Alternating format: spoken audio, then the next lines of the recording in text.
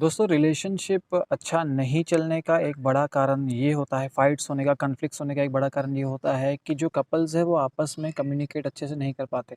जब हम कम्युनिकेशन की बात करते हैं, कम्युनिकेशन का मतलब ये नहीं है कि एक पर्सन बोल रहा है, एक पर्सन सुन रहा है। कम्युनिकेशन का मतलब ये है कि जो हिडन मीनिंग है, जो भी आप कम्युनिकेट करते हो, जो भी आप बोलते हो, वो सामने वाला पर्सन समझ पा रहा है और आप भी उस पर्सन के हिडन मीनिंग को समझ पा रहे हो। अब कम्युनिकेशन की लैंग्वेज में बहुत सारे एक प्री रिक्विजिट्स आते हैं जहाँ पे बोला जाता है कि जो कम्युनिकेशन है वो क्लियर होना चाहिए, वो सिंपल होना चाहिए, वो ईज़ी टू अंडरस्टैंड होना चाहिए। दूसरा है कि जो कम्युनिकेशन है वो बिल्कुल भी सिग्नलिंग लैंग्वेज से कम होना चाहिए और जितना वो वर्बल होगा उतना ज़्यादा ईज़िली अंडरस्टैंडेबल होगा। फिर जो कम्युनिकेशन की लैंग्वेज है वहाँ पर सिंपल वर्ड्स यूज़ होने चाहिए। जब रिलेशनशिप की बात करते हैं तो इसके अंदर भी बहुत सारे ऐसे कम्युनिकेशन के प्रिंसिपल्स है, इफेक्टिव कम्युनिकेशन के प्रिंसिपल्स है वो लागू होते हैं। जब हम रिलेशनशिप की बात करते हैं अक्सर जब कपल्स एक दूसरे के साथ बात करते हैं और उनके बीच में फाइट्स होती है या किसी बात को लेकर झगड़ा हुआ है या पुरानी कोई बात उनके रिलेशनशिप में सामने आई है जिसको वो फिर से डिस्कस कर रहे हैं, तो यूजुअली जो कम्युनिकेशन होता है वो एक तरफ़ा हो जाता है, वो बहुत ज़्यादा क्लियर नहीं होता। तो कम्युनिकेशन में सबसे पहले इंपॉर्टेंट चीज़ है कि जब आपका पार्टनर आपसे कुछ कहना चाह रहा है या बोल रहा है और आपको लग रहा है कि आपको इमीडिएटली डिफेंसिव होकर रिस्पॉन्ड करना है, तो सबसे पहले थोड़ा-सा आप चुप हो जाइए और उस पर्सन को अपनी पूरी बात बोल देने दीजिए, ठीक है? ये दोनों साइड पे लागू होगा, लेकिन आप अगर ये वीडियो देख रहे हो तो सबसे पहले आप इसे इम्प्लीमेंट करने की कोशिश करिए। जब आपका पर्सन पूरी तरह से वो बोल चुका है, तो सबसे पहले आप रिफ्लेक्शन का यूज़ करिए। आपके पार्टनर ने आपको बोला है कि तुम हमेशा लेट होते हो और इसकी वजह से मेरा सारा रूटीन ख़राब होता है, तो आप रिफ्लेक्शन मतलब उन्हीं की जो स्टेटमेंट है फिर से रिपीट करिए, बोलिए कि आपने जो बोला मुझे उससे लगता है कि आप ये बोलना चाह रहे हो कि क्योंकि मैं लेट तैयार होती हूँ या मैं लेट करती हूँ इसलिए आपका शेड्यूल ख़राब होता है या उसकी वजह से आपका जो दिन ख़राब जाता है। अब इससे क्या होगा, अगर आपके पार्टनर ने इनएक्यूरेटली डिफ़ाइन की होगी प्रॉब्लम, ठीक है?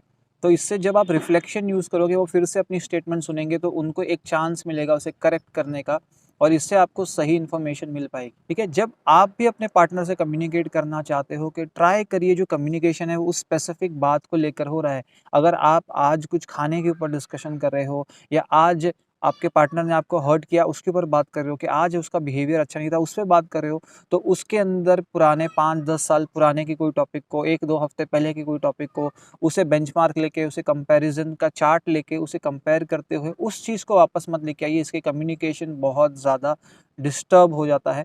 इसलिए जिस चीज़ पे आप कम्युनिकेट कर रहे हो उस टॉपिक पे बहुत ज़्यादा स्पेसिफिक रहिए, तो आपका कम्युनिकेशन क्लियर हो सकता है और तो ही आपकी कॉन्फ्लिक्ट रिज़ॉल्व हो सकते हैं। तीसरा है कि जब कम्युनिकेशन के अंदर आप दोनों के बीच का इश्यू है तो और तीसरे चौथे पर्सन को ऐड मत करिए।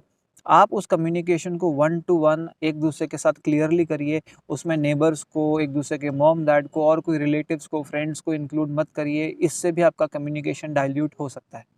जब आपको अपने पार्टनर की कोई बात से हर्ट हुआ है या लगा है कि उन्होंने अच्छे से आपसे बिहेव नहीं किया, अच्छे से बात नहीं की, आपकी रिस्पेक्ट नहीं की, एंग्रीली बिहेव किया, तो उसको आपको उस पर्सन को रिप्लाई देने के लिए आपको एक लैंग्वेज का यूज़ करना है। जैसे हमने पहले एक वीडियो किया, आप वो वीडियो ज़रूर वॉच करिए, जिसे बोलता है आई फ़ील स्टेटमेंट्स। उस पर्सन को क्लियरली बताइए कि आपको क्या फ़ील होता है, कब वैसा फ़ील होता है, किस तरह से बिहेवियर से ऐसा फ़ील होता है और ऑल्सो अगर वो उस चीज़ को रेक्टिफ़ाई कर सकते हैं, आपका उस बारे में सजेशन क्या है।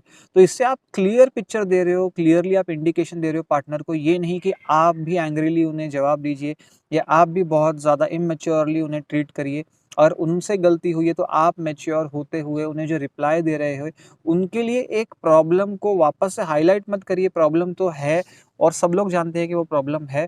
उस प्रॉब्लम को बार-बार दोहराने से तो प्रॉब्लम सॉल्व नहीं होगी, इसलिए प्रॉब्लम को कैसे रेक्टिफ़ाई किया जा सकता है, क्या सजेशन आप दे सकते हो अपने पार्टनर को, वो आप दीजिए ताकि उस पार्टनर को भी समझ आए कि हाँ, एक सॉल्यूशन है जिसकी तरफ काम किया जा सकता है।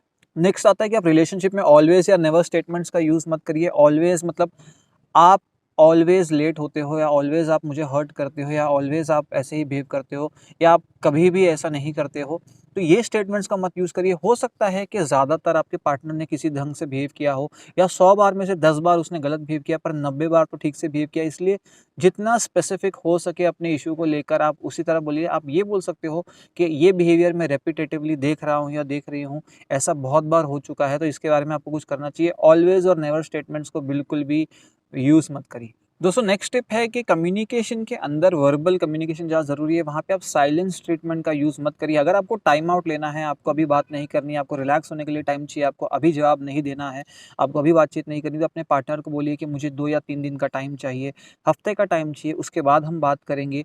और म्यूचुअली एग्रीएबल टाइम का आप गैप ले सकते हो, पर ऐसे नहीं कि आप बिना बोले बात करना बंद कर दो, आपका पार्टनर बंद कर दे।